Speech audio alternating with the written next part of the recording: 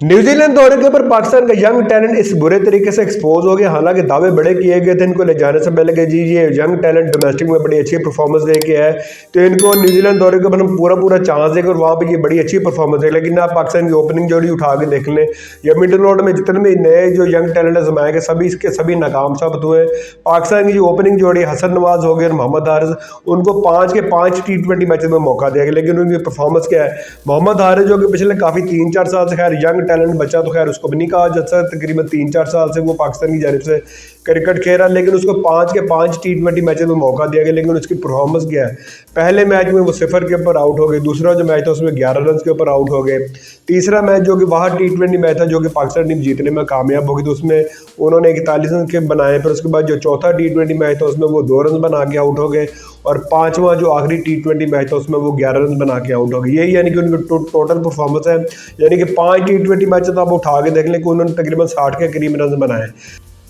और आपका जो दूसरा ओपनर था हसन नवाज, वो भी खैर 5 20 मैचेस में उसको लगातार मौका दिया गया, लेकिन वो भी सिर्फ एक मैच जो कि पाकिस्तान टीम जीतने में कामयाब हुई, उसी में हसन नवाज के बल्ले से रन है, उसमें खैर उसने फास्टेस्ट अपना T20 सेंचुरी पाकिस्तानी गेम से बनाने वाले वो पहले बैट्समैन बन गए थे। लेकिन चक्कर है कि आप किसी एक मैच की परफॉर्मेंस के ऊपर उसका पूरा जो कहते हैं ना कि कैरियर उसको कहते हैं ना कि जज नहीं कर सकते, क्योंकि ज़रा एक मैच में तो कहा जाता है कि T20 में तुक्का भी लग सकता है, लेकिन खैर तुक्का तो खैर उसका लग गया। लेकिन उसके बाद जो बाकी जो 4 मैचेस थे उनमें से 3 T20 मैचेस में वो 0 के ऊपर आउट हो गया और उसके बाद एक जो मैच था उसमें वो 1 रन के ऊपर आउट है, जबकि 5 T20 मैचेस वो तकरीबन 105 रन बनाने में कामयाब हो गए। उसके बाद जो एक और जो अपना नया यंग टैलेंट बचा था अब्दुल समाद, उसको भी यानी कि डेब्यू करवाया गया था T20 सीरीज में, उसमें वो अपना पहले मैच के ऊपर 7 रन बना के आउट हो गए, दूसरा जो मैच था उसमें 11 रन बनाए,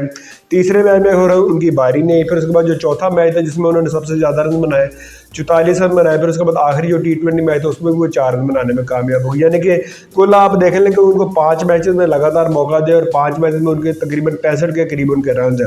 पर उसके बाद और जो 2 यंग टैलेंट बचे थे उमैर बिन यूसुफ, उनके मतलब भी कहा जाता था कि वो भी बड़े यंग टैलेंट बचे, लेकिन उनको भी जब आखिरी मैच में मौका दिया तो वो भी 7 रन बनाने में कामयाब हुए। फिर उसके बाद उस्मान खान दूसरे जो विकेट कीपर बैट्समैन थे उनको भी आखिरी मैच में मौका दिया गया, वो भी सिर्फ 7 रन बनाने में कामयाब हुए। यानी कि ये कि पाकिस्तान का जो यंग टैलेंट है बुरे तरीके से फ्लॉप साबित हुआ अपना न्यूजीलैंड T20 से। बाकी के जो बैट्समैन आप गए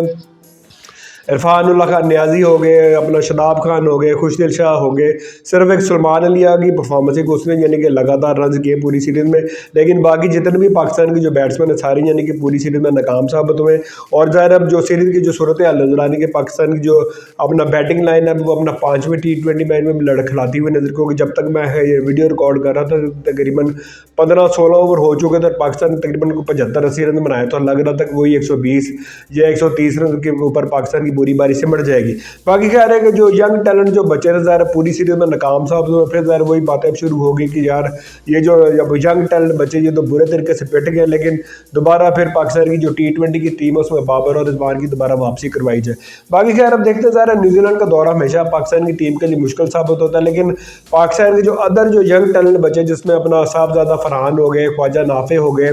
यासिर खान हो गए, ये भी एक यंग टैलेंट बचे, इन्होंने डोमेस्टिक में बड़ी अच्छी परफॉर्मेंस भी दी है। उनको आप पाकिस्तान में छोड़ के चले गए तो आगे जो T20 की जो भी सीरीज आ रही है उसमें इन यंग टैलेंट बच्चों को भी मौका दें, ताकि सारे बच्चों को यानी कि आप इक्वल मौका देना, ये ना कि आप सिर्फ 2 से 3 बच्चों के ऊपर फोकस रखें, बाकी जो यंग टैलेंट बच्चे जो जिन्होंने उनसे बेहतर परफॉर्मेंस दी उनको आप यानी कि मौका ही ना दें। बाकी अभी तक के लेता है मैंने बहुत ख्याल रखे, दुआ में याद रखें, अगली वीडियो में आपसे दोबारा